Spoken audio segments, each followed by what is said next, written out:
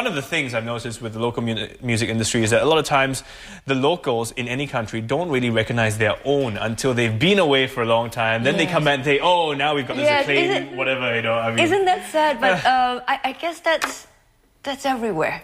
It's like that. You just have to roll with that and make your own opportunity. I think if anything, living in America has taught me you have to be proactive and get things done, you know. So that's been a great learning lessons for me. I guess that's what you're going to impart to the budding musicians that you're teaching right now. I mean, you've seen musicians from all over the world, and now you're into teaching. Do you think that Singapore has what it takes to make it big and compete in the international arena when it comes to absolute resounding yes. In fact, my friends, they're also impressed. They were like, oh, can we come with you to Singapore? And it's like, so it's wonderful to be part of a country that invests so much in the arts, and it's active and it's very vibrant. I see difference every time I come back. It's great. Yes, I'm thrilled to be able to say this as part of the arts community here. Yes. How did you fall in love with the violin? It's a love-hate. When I was little, 3 months old, my dad, was a violin teacher, started me on the violin. But I was a late bloomer, though. I boycotted and put him off until I was 7 years old. I think we all start that way in a way when our parents force us to pick up the instrument, love-hate relationship. And then when you get older, you start to appreciate what they did to you. Yes, it takes a lot of discipline.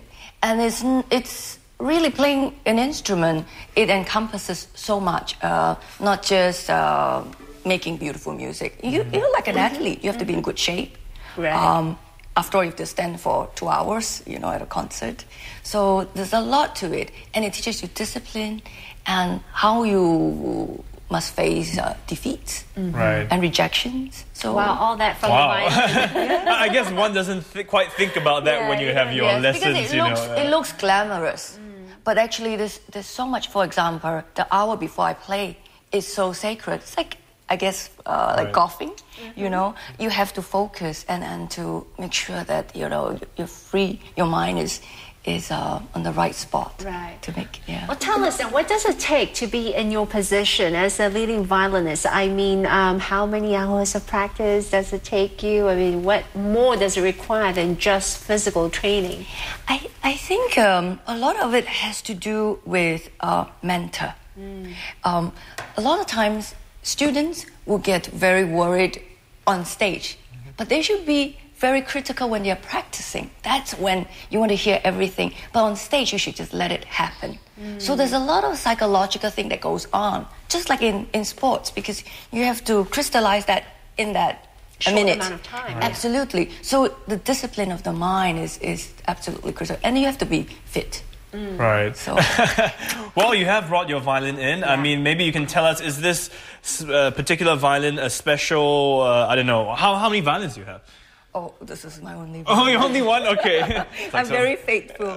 She's been traveling with you all over the world, I suppose. Yes. I'm very fortunate to have a fairy godmother, Lady McNeese. She's been a wonderful inspiration to me. Not only was she her foundation supported my studies in the States, this violin is a personal gift from her. It's a 250-year-old Venetian violin. It's quite special. And every time I play it, it warms my heart. Yes, I think about her. Maybe you can play something for us and help us warm our hearts this morning. I'm going to play a little bit from the Tigan that I'm going to be playing it on the 6th. Okay. Hopefully it's a little seductive. I hope it's a good piece. Okay.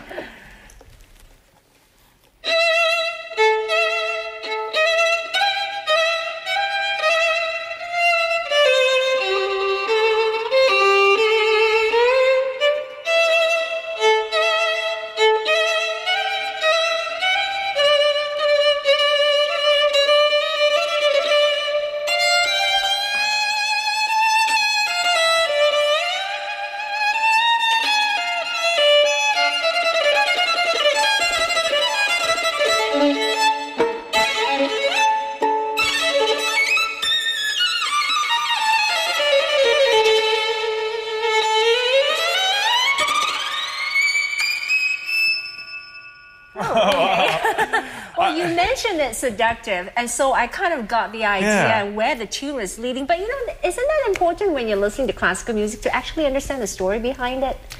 It helps, but it's so international music. You feel it if the performer is, communicative. But I love this. Yes.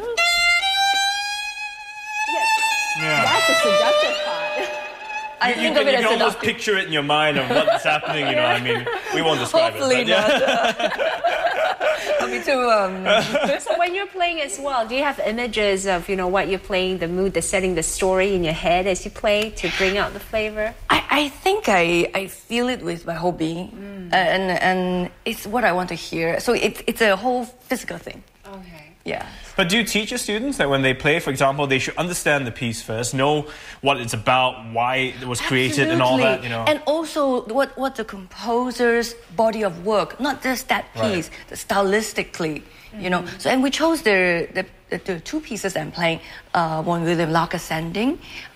He studied with Ravel for orchestration, so there's a lot of history involved. Yes. What I admire about musicians is you have this little versatile instrument, and for your case, the violin, and through the bow and the violin, you actually express a range of emotions, whether it's happy, sad, or just now sexy and seductive.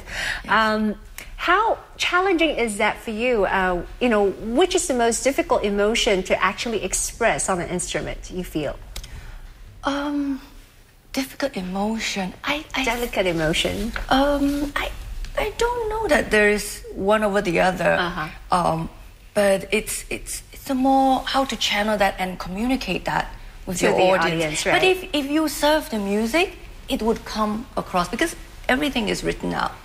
You just have to trust yourself that, the purity of the heart. That I think that, because a lot of times students get too hung up about technique, and you have to work on technique, yes, so that you can express. Right. But after that, you have to let loose. You have to go for it. If you're a little bit scared, if you hold yourself back, you're not going to deliver. It's not as exciting, I guess people can tell, but once you get technique down, you shouldn't be thinking about technique. Exactly. You should be just living the music. Yes. Well, thank you for coming in and sharing with us this morning. We're going to hold you back for a while because we want to get you to play us a little bit as we wrap up the show as well. Yeah, sure. We'll just say goodbye to our viewers first. Now we have Seow Lee Chin here. She's preparing to give us another sample of her work, and let's tell you where you can catch the renowned violinist in action. She'll be performing at the Esplanade on the 6th of January right here in Singapore. You can check out ticket details at Sistik. The address is on screen right now. And with that, we've come to the end of our Monday show here on Primetime Morning. Of course, tomorrow we'll be back with another exciting show. I know, this whole week's going to be fun because it is the lead up to Christmas. Just a few days away. So, on that note, we're going to wrap up the show and say goodbye, and we're going to hand it over to Lee Chin, and she's going to enthrall us with her music. Over to you. Piece of yours.